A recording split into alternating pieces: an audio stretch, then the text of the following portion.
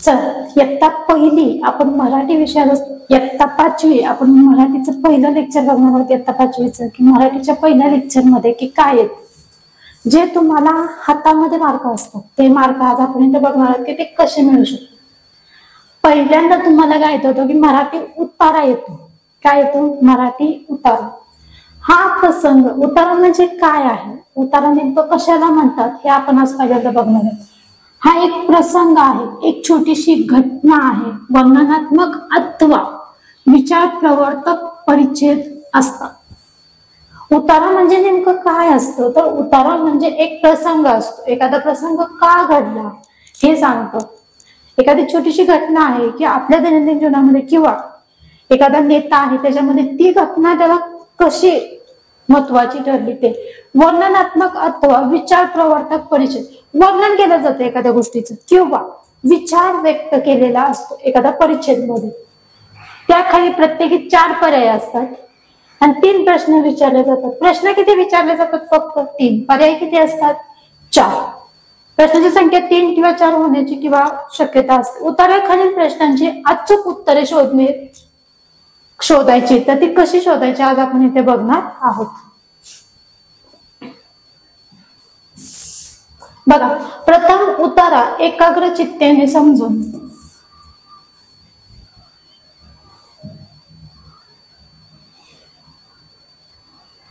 काय प्रथम उतारा एकाग्र चित्तेने समजून वाचावा। उतार्याखालील घटना प्रसंग यांचा क्रम लक्षात घ्यावा की हा क्रम कसा घडला, घटना कशी कशी चालली हे आपण या उतारा वाचताना लक्षात ठेवायचं आहे। त्याच्यानंतर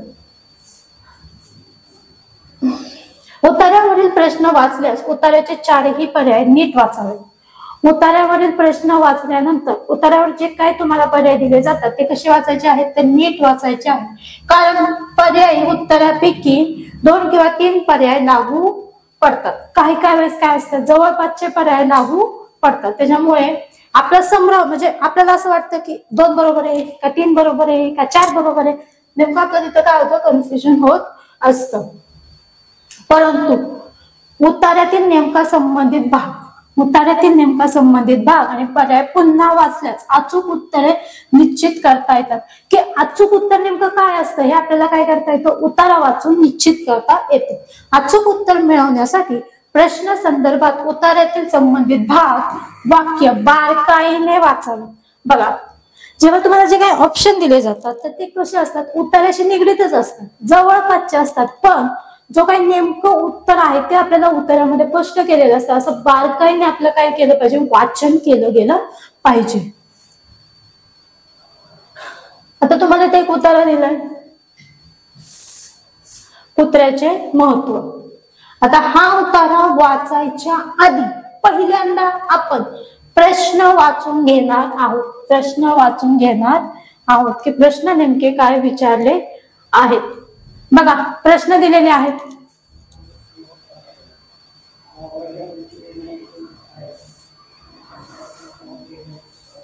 प्रश्न दिलेले आहेत, कुत्रा कसा असतो?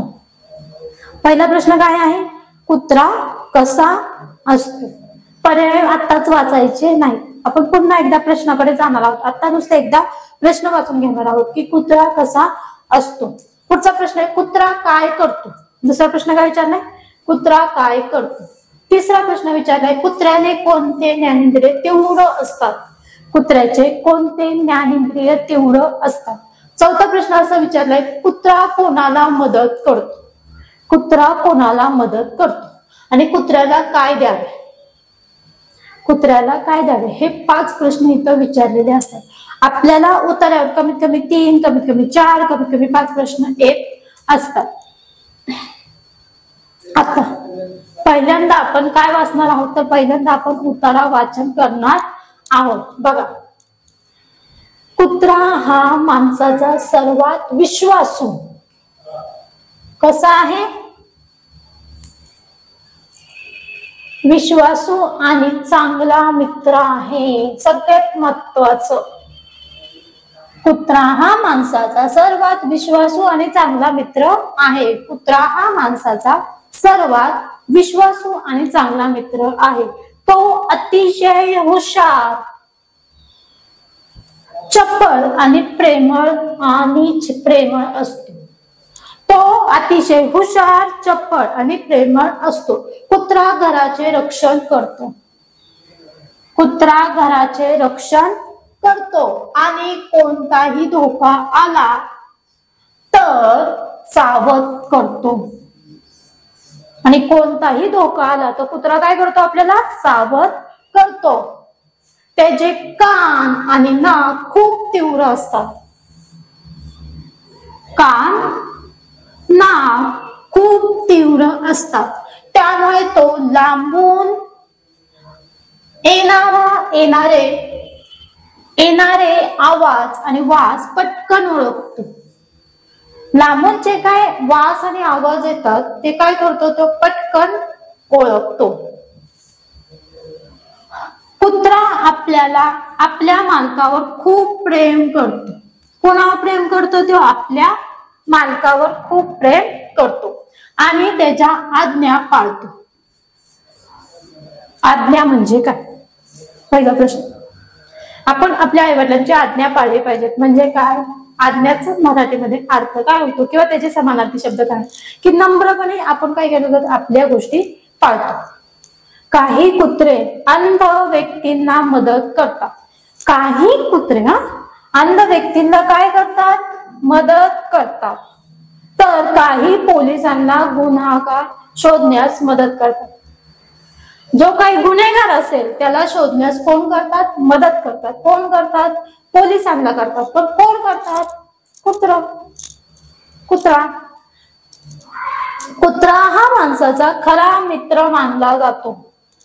कुत्रा हा माणसाचा कसा मित्र मानला जातो? खरा मित्र मानला जातो। त्याला योग्य काळजी घेणे आवश्यक असते। काळजी घेणे आवश्यक आहे। कुत्र्याची योग्य काळजी घेणे आवश्यक आहे। सगळ्यांना कळालं? काय कळालं ह्या पॅसेज मधून? ह्या उत्तरातून की कुत्रा हा प्राणी आहे, तो कसा आहे? विश्वासू आहे, चपळ आहे, चांगला मित्र आहे, तो आपल्या घराचे रक्षण करतो। अजून त्याचे कान आणि नाक खूप तीव्र असतात। अजून तो आपल्या मालकावर खूप प्रेम करतो। अजून काही कुत्रे अंध व्यक्तींना मदत करतात। अजून काही कुत्रे हे काय करतात? गुन्हेगारांना पकडण्यास मदत करतात। अजून कुत्रा हा माणसाचा खरा मित्र आहे, मगाशीच झालं। अजून काय कळालं ह्याच्यातून? की त्याची योग्य काळजी घेणे ही आपली जिम्मेदारी, आपली जबाबदारी आहे। अजून काय करतो? की कुत्रा हा एखादं संकट आलं की तो आधीच आपल्या घरच्यांना काय करतो? सावध करत असतो। हे झालं कुत्र्याविषयी माहिती। कळाली? आता प्रश्न सोडवायचे। कुत्रा कसा असतो? आळशी, हुशार, चपळ, रागीट, घाबरट। ऑप्शन डिलीट करायचे। त्याने घाबरट दिलाय का आपल्याला ऑप्शन? नाही, कॅन्सल। रागीट दिलाय का कुत्रा? नाही। आळशी दिलाय का? नाही। तर कुत्रा हा हुशार आणि चपळ प्राणी आहे। बघा, अतिशय हुशार, चपळ आणि प्रेमळ आहे ना। आपण अंडरलाईन पण केली बघा त्याला। पुढे कुत्रा काय करतो? ओरडतो? नाही। खेळतो? नाही। झोपतो? नाही। तर घराचे रक्षण करतो। हे बरोबर आहे।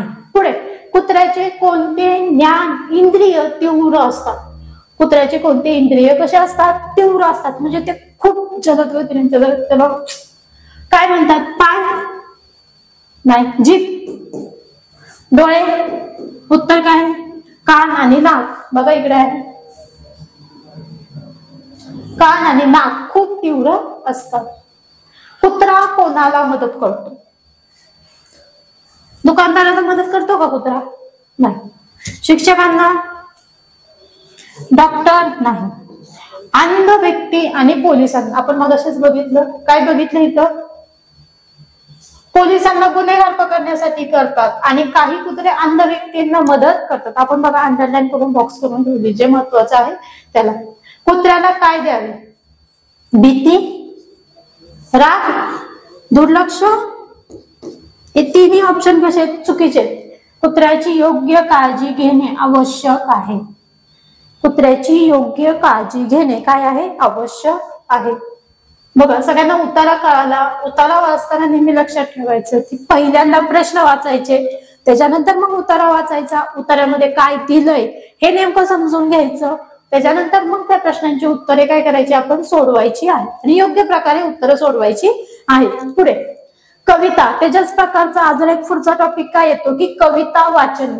काय येतं, कविता वाचन. आता कविता वाचनामध्ये काय असतं, कविता म्हणजे काय असते की कविता कवितेतील लयबद्ध मांडणीतील मोजक्या शब्दात मोठा अर्थ असो असे दडलेली असते. बघा कविता ही आपल्या मनातील लयबद्ध एक मांडणी असते. ती एक मोजक्या शब्दामध्ये आपण मांडलेली असते, त्याला आपण काय म्हणतो, कविता असे म्हणतो. आपले नाही म्हणजे जो कोणी कवी करणारा असेल, जो कोणी ज्याला कोणी कविता करायला आवडते, त्याने मोजक्या शब्दामध्ये त्याच्या मनातील भावना तो काय करतो, त्या कवितेमध्ये उतरवतो. सूचना, प्रथम कविता व्यवस्थित एकाग्रतेने वाचायची, समजून घ्यायची, त्याचा आशय अर्थ काय होतो ते समजून घ्यायचा. प्रश्न नीट वाचायचा. प्रश्न कसा वाचायचा, नीट वाचायचा. आणि मग असे जे आपण उताराला जे काय आपण बघितलं त्याच प्रकारचं हित आहे की जवळपासचे पर्याय असतात, त्याच्यामुळे वाचताना कविता व्यवस्थितच वाचली गेली पाहिजे. त्याच्यावरून प्रश्न सोडवणे सोपे जाते. उगाच नुसती वरच्या कविता वाचायची नाही, त्या कवितेमध्ये नेमका अर्थ त्यांनी काय दिलेला आहे हे समजून घेण्याचा आपण काय केला पाहिजे, प्रयत्न केला पाहिजे.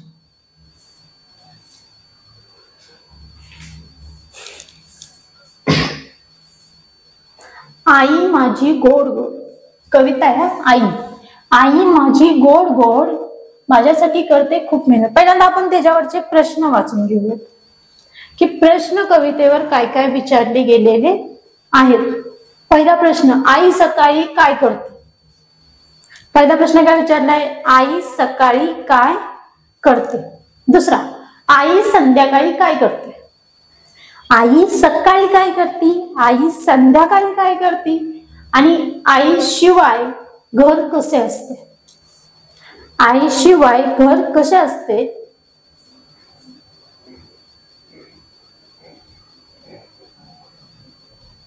बघा 3 प्रश्न विचारले, तिन्ही प्रश्न व्यवस्थित वाचून घ्या. आई सकाळी काय करते, पहिला प्रश्न विचारलाय. दुसरा प्रश्न विचारलाय आई संध्याकाळी काय करते, आणि तिसरा प्रश्न विचारलाय आई शिवाय घर कसे असते. 3 प्रश्न कळाले. आता आई माझी गोड गोड, आई माझी कशी आहे, गोड गोड. आई माझी गोड गोड माझ्यासाठी करते खूप मेहनत. सकाळी उठते प्रेमाने, सकाळी उठते प्रेमाने, खाऊ देते ताटात. शाळेची तयारी करते, संध्याकाळी ही गोष्ट सांगते. दुःखात मला सावरते, हसते खेळते शिकवते. हसते खेळते शिकवते, आई शिवाय घर सुने. तिच्यावर प्रेमाला नाही तोड, तिच्या प्रेमाला नाही तोड. रात्री झोपताना अंगावर उबदार चादर घालते. आजारी पडले की औषध देते. आई म्हणजे देवतेची मूर्ती, तिच्या मायेपुढे सारे फिके. बघा परत वाचूया आपण. आई माझी गोड गोड, आई माझी कशी आहे, गोड गोड. माझ्यासाठी करते खूप मेहनत. माझ्यासाठी काय करते आई, खूप मेहनत करते. म्हणजे बघा आई माझी कशी प्रत्येकाजवळ आहे, प्रत्येकाची आई कशी आहे, गोड गोड आहे. आणि ती आपल्या मुलांसाठी काय करते, खूप मेहनत करते. काय करते, खूप मेहनत करते. सकाळी उठते प्रेमाने, सकाळी सगळ्यात आधी कोण उठते, आई उठते, प्रेमाने उठते आणि उठवते सुद्धा. सकाळी उठवते प्रेमाने, सकाळी उठवते प्रेमाने. सकाळी पहिल्यांदा आई उठते आणि त्याच्यानंतर ते आपल्या बाळांना उठवते प्रेमाने. खाऊ देते ताटात, खाऊ कशात देते, ताटात. शाळेची तयारी करते, आपल्याला शाळेत जायचं असतं, आपल्या शाळेची ती तयारी करते. संध्याकाळी गोष्ट सांगते, संध्याकाळी काय सांगते आपल्याला आई, गोष्ट सांगते, दुःखात मला सावरते. मला जर एखादं दुःख झालं तर आई मला काय करते, सावरून घेते. हसते खेळते शिकवते, हसते खेळते आणि शिकवते. आईशिवाय घर सुने, माझ्या आईशिवाय घर कसं आहे, एकदम सोना आहे. तिच्यावर प्रेमाला नाही तोड, तिच्या प्रेमाला तोड आहे का, अजिबात नाही. तिच्या प्रेमाला तोड नाही. रात्री झोपताना अंगावर उबदार चादर घालते. बघा, जेव्हा आपली बाळं झोपतात तेव्हा आई काय करते, आपल्या बाळांच्या अंगावर चादर घालते. आजारी पडले की औषध देते. आजारी पडलं, एक आपलं बाळ आजारी पडलं की आई काय करते, बाळाला पहिल्यांदा औषध देते. आई म्हणजे देवतेची मूर्ती. आई म्हणजे कोण आहे आपल्यासाठी, देवतेची मूर्ती आहे. तिच्या मायेपुढे सारे फिके. तिची जी काय माया आहे तिच्या पुढे सर्वजण कसे आहेत, एकदम फिके आहेत, म्हणजे काहीच नाही. म्हणजे आई जगात काय आहे, खूप श्रेष्ठ आहे. बरोबर का नाही. स्वामी तिन्ही जगाचा, आई विना भिकारी. हे जे आपले आहे ते आपण नेहमी म्हणतो बघा आपल्या आईविषयी. पहिला प्रश्न, आई सकाळी काय करते, उठवते. शिकवते का, खेळते का, झोपते का, नाही. तर आपल्या बाळाला सकाळी पहिल्यांदा ती काय करते, उठवते. आई संध्याकाळी काय करते, काय करते आई आपल्याला संध्याकाळी, बातमी सांगते. दिवसभर काय घडलं माझ्या बाळांना माहिती झालं पाहिजे, मग सांगते का आपली आई, नाही. गाणं म्हणते का आपली आई, कविता म्हणते का आपली आई, नाही. तर रोज संध्याकाळी आई झोपताना आपल्या बाळाला छान छान गोष्टी सांगते. गोष्टी सांगताना हे शिवाजी महाराजांच्या गोष्टी सांगितल्या जातात, स्वामी समर्थांच्या सांगितल्या जातात, रामदास स्वामींच्या गोष्टी सांगितल्या जातात, संभाजी महाराजांच्या, छत्रपती शिवाजी महाराजांच्या सांगितल्या जातात, छत्रपती संभाजी महाराजांच्या गोष्टी आई काय करते, आपल्या बाळांना सांगत असते. आईशिवाय घर कसे असते, रंगबिरंगी असते का, नाही. मोठे असते का, नाही. सुंदर असते का, नाही. सोने असते. आईशिवाय घर म्हणजे काहीच नाही. ज्या घरात आईशिवाय घराला माया नसते त्याचप्रमाणे आईशिवाय घर म्हणजे कसं आहे, सुना आहे. सगळ्यांना कविता कळाली, कवितेचा अर्थ कळाला की कवितेमध्ये काय सांगितले त्यांनी, तर आपल्या आईविषयी माहिती सांगितली की माझी आई मला सकाळपासून काय करते माझ्यासाठी, हे त्या बाळाने सांगितलेलं आहे. की माझी आई सकाळी मला उठवते, मला छान छान खाऊ देते, मला शाळेसाठी तयार करते, त्याच्यानंतर संध्याकाळी मला गोष्ट सांगते, दुःखात मला सावरते, खेळते माझ्याशी, मला शिकवते, माझ्याशी बोलते. माझ्या आईशिवाय माझं घर कसं आहे, सुना आहे. म्हणजे तिथं मला करमतच नाही माझ्या आईशिवाय. तिच्या प्रेमात नाही तोड, तिच्या प्रेमाला अजिबात तोड नाही. रात्री झोपताना अंगावर उबदार चादर घालते, आजारी पडले की औषध देते, बाळाची काळजी घेते. हे सर्व त्या बाळाने आपल्या आईविषयी सांगितलेलं आहे की आई सकाळपासून आपल्यासाठी काय करते. त्याच्यावरचे प्रश्न पण आपण बघितले पुढे. त्यानंतर पुढचा टॉपिक येतो की संवाद. संवाद सांगतात. एक संवाद दिला जातो, दोन व्यक्ती काय बोलतात, तीन व्यक्ती काय बोलतात. तो संवाद एकाग्रतेने काय करायला लागतो, आपल्याला वाचावा लागतो. त्या संवादामध्ये काय सांगितलं हे आपल्याला काय करून घ्यावं लागतं, समजून घ्यावं लागतं.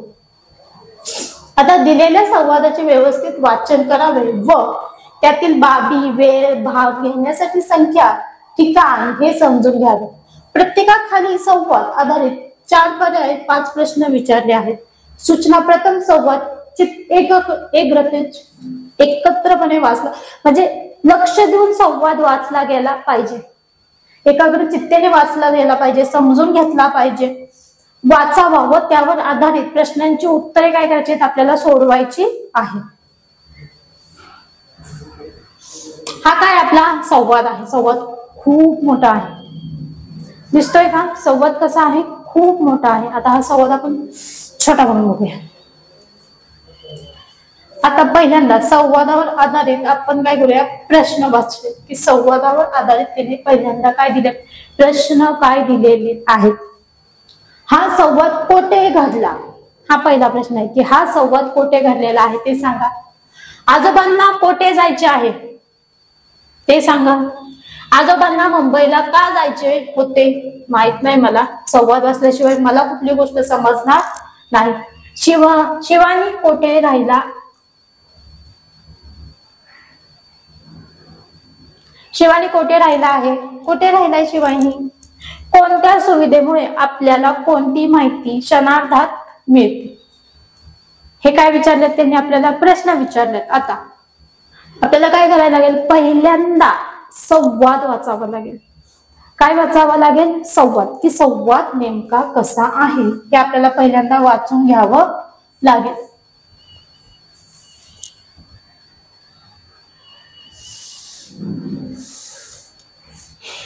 आजोबा, बरेच दिवस झाले चेन्नईला येऊन, मला मुंबईला गेलंच पाहिजे. बघा, बरेच दिवस झाले चेन्नईला येऊन मला मुंबईला गेलं पाहिजे. आजोबांचं म्हणणं आहे बघा. काय म्हणतात आजोबा? आपल्याला बघायचंय. पहिल्यांदा आजोबा आहेत. काय म्हणतात आजोबा? बरेच दिवस झाले चेन्नईला येऊन मला मुंबईला गेले पाहिजे. बाबा आता कुठे सध्या?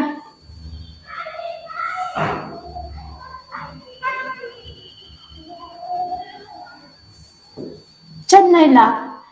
आता बाबांना कुठे जायचंय? मुंबईला. आजोबा, तुम्ही खूप दिवस राहणार आहे असं म्हणला होता. शिवानी काय म्हणली? पहिल्यांदा आजोबा म्हणली. आता शिवानी काय म्हणली? आजोबा, तुम्ही खूप दिवस राहणार आहे असे म्हणला होता ना. आपले आजोबा सहज आपल्याला म्हणतात की मी आता खूप दिवस तुझ्यापाशी राहायला येणार आहे. तसंच हे आजोबा पण शिवानीला म्हणतात. आजोबा, अगं दिवसभर मी एकटा असतो घरात. दिवसभर मी एकटा घरात असतो. येथे मराठी वर्तमानपत्र सुद्धा मिळत नाही. मी वेळ कसा घालवणार? बाबा काय म्हणतात? खूप दिवस, अगं दिवसभर मी एकटा घरात असतो. इथे मराठी वर्तमानपत्रे सुद्धा मिळत नाही. मी वेळ कसा घालवणार असं बाबा काय म्हणतात? शिवानीला म्हणतात. शिवानी, एवढंच ना आजोबा? शिवानी काय म्हणती? एवढंच ना आजोबा? तुम्हाला रोज मराठी वर्तमानपत्र वाचायला मिळेल. तुम्हाला रोज मराठी वर्तमानपत्र वाचायला मिळेल. मी व्यवस्था करते. मी काय करते? वर्तमानपत्राची व्यवस्था करते. आजोबा, ते कसं काय शक्य आहे बुवा? आजोबांनी प्रश्न विचारला. ते कसं काय शक्य आहे बुवा? बघा, आता पहिल्यांदा आपण बघूया की आजोबा कुठे आहेत? बरेच दिवस झाले चेन्नईला येऊन. आजोबा काय म्हणले? बरेच दिवस झाले मी चेन्नईला आलेलो आहे. मला मुंबईला गेलंच पाहिजे. मला कुठे जायचंय? परत मुंबईला जायचं. पण त्यांची नात काय म्हणते बघा शिवानी? आजोबा, तुम्ही खूप दिवस राहणार आहे. तुम्ही खूप दिवस माझ्यापाशी चेन्नईमध्ये राहायचं आहे असं म्हणला होता ना तुम्ही. आजोबा, मग दिवसभर मी एकटा असतो घरात. इथे मराठी वर्तमानपत्रे सुद्धा मिळत नाही. मी वेळ कसा घालवणार? मी घरात एकटाच असतो. मला वर्तमानपत्रे सुद्धा मिळत नाही वाचायला. मग माझा वेळ कसा जाणार? शिवानी, एवढंच ना आजोबा? शिवानी कशी म्हणती? एवढंच ना आजोबा? तुम्हाला रोज मराठी वर्तमानपत्रे वाचायला मिळतील. तुम्हाला रोज मराठी वर्तमानपत्रे कशाला मिळतील? वाचायला मिळतील. मी व्यवस्था करते. मी काय करते? त्याची व्यवस्था करते.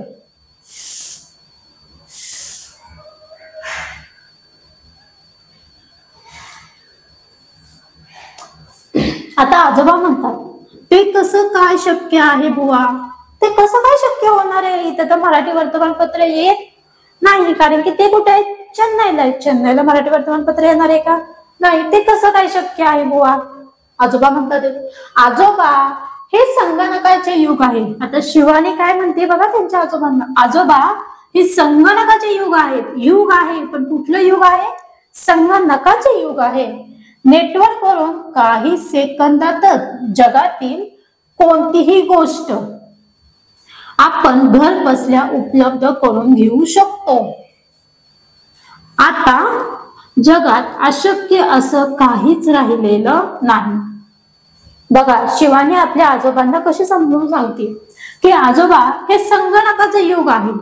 हे युग कशाचं आहे? तर संगणकाचं हे युग आहे. नेटवर्क वरून काही सेकंदातच, बघा, नेटवर्क वरून काही सेकंदातच जगातील कोणतीही गोष्ट आपण घर बसल्या उपलब्ध करून घेऊ शकतो. आता जगात अशक्य असं काहीच राहिलेलं नाही. आता नात काय करते, त्यांच्या आजोबांना समजून सांगतीये की हे संगणकाचं युग आहे, ह्याच्यामध्ये सहज आपल्याला कुठलीही गोष्ट अवेलेबल करता येते, ती उपलब्ध करून घेता येते. कारण की हे संगणकाचं युग आहे. एक नेटवर्क मध्ये आपण सर्च मारला की आपल्याला सगळ्या गोष्टी मिळत असतात. आपण घर बसल्या बऱ्याचशा गोष्टी काय करतो, खरेदी करतो. हे कशामुळे करू शकतो, आपण नेटवर्क वरून करू शकतो, बरोबर. अमेझॉन आहे, फ्लिपकार्ट आहे, सगळे कुठलं आहे ते, मिशो आहे, सगळ्या गोष्टी करून आपण काय करू शकतो, ऑनलाईन ऑर्डर करू शकतो. तीच सांगते ती आपल्या की हे नेटवर्क आहे, हे संगणकाचं युग आहे, जे आपण घर बसल्या क्षणार्धात काय करतो, ती वस्तू खरेदी करू शकतो. अशक्य असं काहीही नाही. त्या जगात त्या कानाकोपऱ्यात काय चाललंय हे आपल्याला घर बसल्या कळतं. कुठल्या जिल्ह्यामध्ये कुठली बातमी घडली हे आपल्याला घर बसल्या कळतं. कशामुळे कळतं, तर नेटवर्कमुळे, संगणकामुळे आपल्याला ही माहिती मिळत असते. आजोबा, पोरी, हे सगळं मी ऐकलं आहे खरं.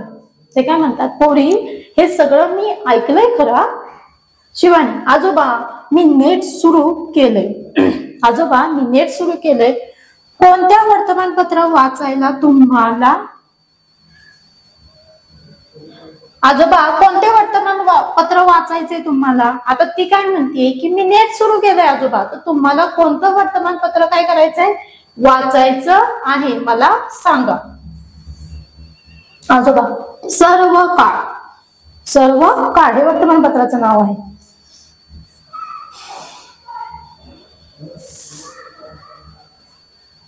शिवानी, थांबा, मी आता काही अक्षरे संगणकावर टाईप करते. ती काय म्हणाली, थांबा, मी आता काही वर्तमानपत्रे म्हणजे आता काही अक्षरे संगणकावर टाईप करते.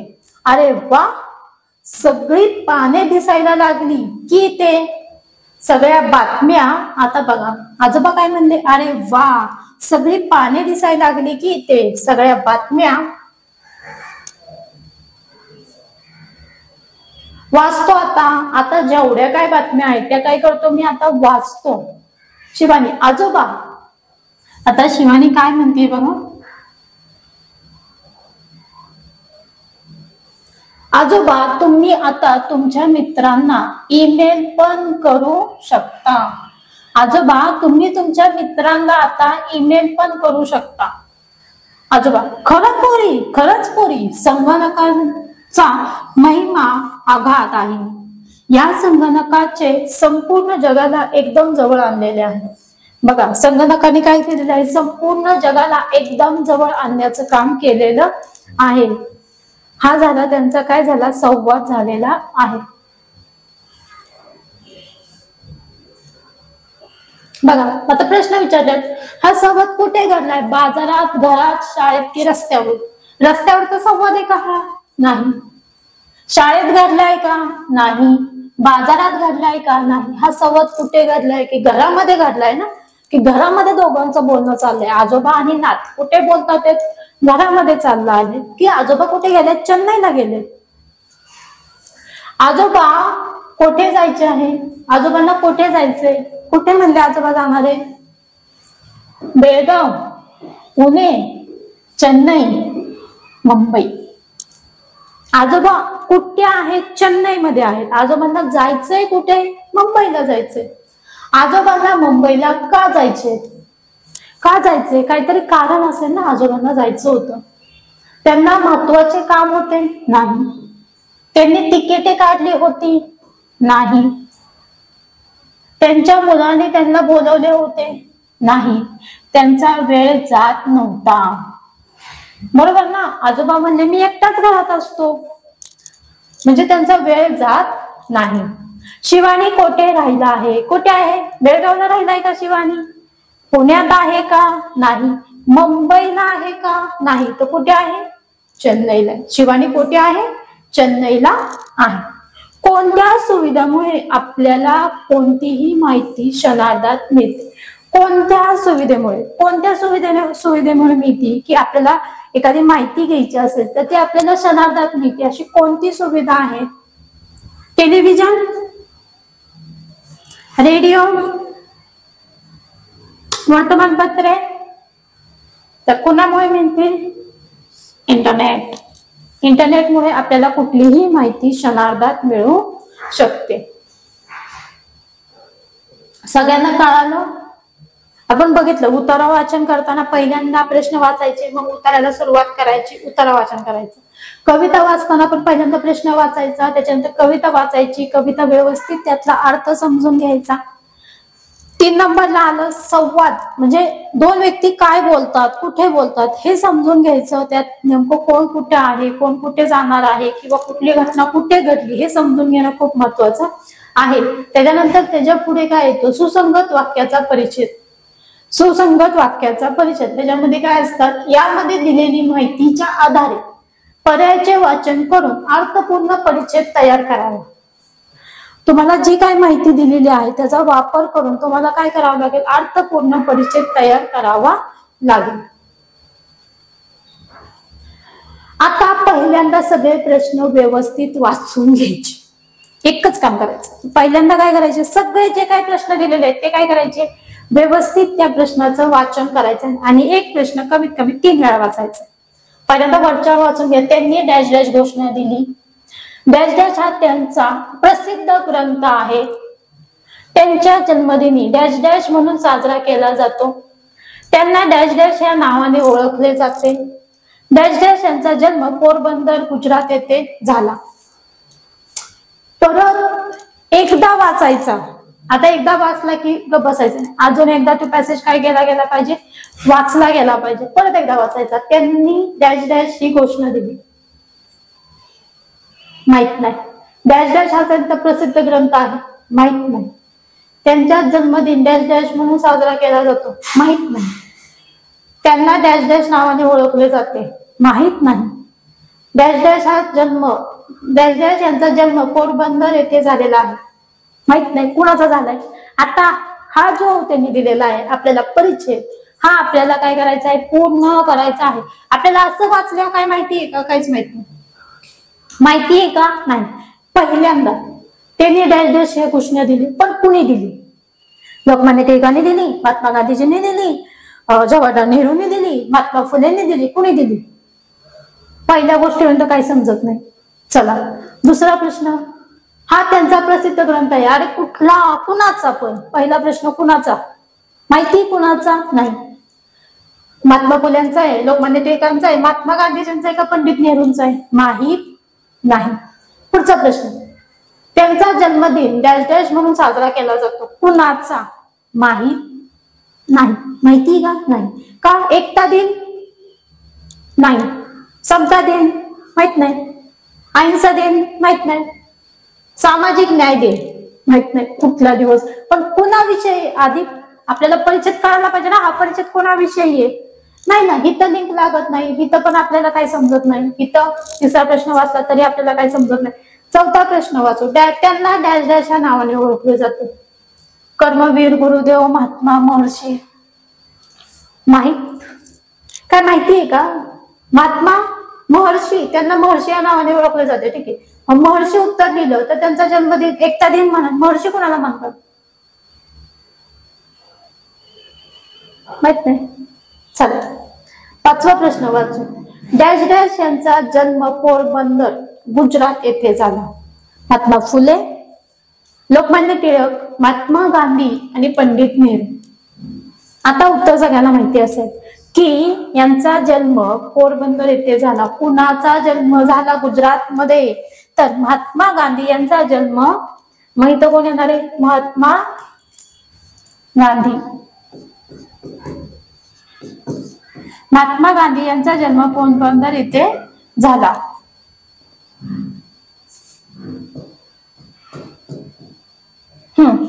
त्यांना डॅश डॅश नावाने ओळखले जाते. महात्मा गांधीजींना कुठल्या नावाने ओळखले जाते, महात्मा. त्यांना महात्मा या नावाने ओळखले जाते. त्यांचा जन्मदिन म्हणजे कुठला दिवस, महात्मा गांधीजींचा जन्मदिन म्हणजे कुठला दिवस, 2 ऑक्टोबर, बरोबर. त्याच्यामध्ये आपण एकता दिन म्हणतो का त्याला, नाही. समता दिन म्हणतो का, सामाजिक न्याय दिन म्हणतो का, तर नाही. अहिंसा दिन. डॅश डॅश हा त्यांचा प्रसिद्ध ग्रंथ आहे. कुठला ग्रंथ आहे, शेतकऱ्यांच्या आसूड कुणाचा ग्रंथ आहे, महात्मा फुलेंचा आहे. गुलामगिरी, महात्मा फुलेंचा आहे सत्याचा प्रयोग. सत्याचा प्रयोग हा त्यांचा प्रसिद्ध ग्रंथ आहे. त्यांनी डॅश डॅश ही घोषणा दिली. कुठली घोषणा दिली? शिका, संघटित व्हा, नाही, जय जवान जय किसान, का करेंगे या मरेंगे? ह्याचं उत्तर तुम्ही स्वतः द्यायचंय. आता ह्या प्रश्नाचं उत्तर तुम्ही स्वतः द्यायचं आहे की ह्याच्यातनं नेमकं त्यांनी कुठली घोषणा दिली. ह्याचं उत्तर मी सांगणार नाही. मी इथपर्यंत उत्तर सांगितली, ह्याचं उत्तर तुम्ही स्वतः शोधायचंय की त्यांनी कोणती घोषणा दिली. करेंगे या मरेंगे, शिका व संघटित व्हा, जय जवान जय किसान यापैकी नाही. त्यांनी कोणती घोषणा दिली ह्याचं उत्तर तुम्ही सांगायचंय आणि कमेंट मध्ये त्याचं उत्तर द्यायचं की त्यांनी ही घोषणा दिलेली आहे. लक्षात ठेवा. आणि जेव्हा आपण परिच्छेद सोडवतो तर परिच्छेद सोडवताना आपल्याला पहिल्यांदा लिंक लागली पाहिजे की हा परिच्छेद कोणाविषयी आहे किंवा हे जी सर्व माहिती दिलेली आहे ती कोणाविषयी दिलेली आहे. सुरुवात लगेच करतात, शिकावं संघटित व्हा, त्यांनी घोषणा दिली, त्यांचं शेतकऱ्यांचा आसूड असेल, मग कुणाचाही कुठेही संबंध लागत नाही. एखाद्या व्यक्तीविषयी, एखाद्या प्राणीविषयी किंवा एखाद्या जे काही थोर नेते होऊन गेलेत, आपले समाजसुधारक होऊन गेले, त्यांच्याविषयी हा परिचय देऊ शकतो किंवा एखादी घटना घडली त्याच्याविषयी हा परिचय देऊ शकतो, जे आपल्या विद्यार्थ्यांना माहिती असते त्याच्याविषयी परिचय देऊ शकतात. किंवा एखादा महत्वाचा दिवस आहे तो दिवस तिथं का मानला जातो, गुढीपाडव्याच्या विषयी माहिती येते, गुढीपाडवा म्हणजे कधी केला जातो, गुढीपाडवा कसा सण आहे, नवीन वर्षाची सुरुवात होते गुढीपाडव्यापासून मराठी महिन्याची, बरोबर ना, मग त्याच्याविषयी परिचय देतो. मग ती प्रत्येक गोष्ट, मग तिथं ती गोष्ट बरोबर बसती का नाही हे बघितलं गेलं पाहिजे, तिथं ती व्यवस्थित आहे का नाही हे बघितलं गेलं पाहिजे. त्याच्यानंतर मग तिथं प्रत्येक पॉईंट सोडवताना तो कमीत कमी 2 ते 3 वेळा काय केला पाहिजे, आपण वाचला गेला पाहिजे. तेव्हा आपल्याला कळतं की हिथं उत्तर नेमकं काय बसतं, हिथं उत्तर नेमकं काय आहे, ह्याचं उत्तर काय आहे, ह्याचं उत्तर काय आहे. उगाच आपली असं सोडवायचा नाही. समजलं. आणि मला 1 नंबरचं उत्तर तुम्ही द्यायचे की महात्मा गांधीजींनी घोषणा काय केली आणि ही घोषणा आपण प्रत्येक वेळेला म्हणतो, त्या घोषणेचं उत्तर मला सर्वांनी द्यायचं आहे कमेंट मध्ये.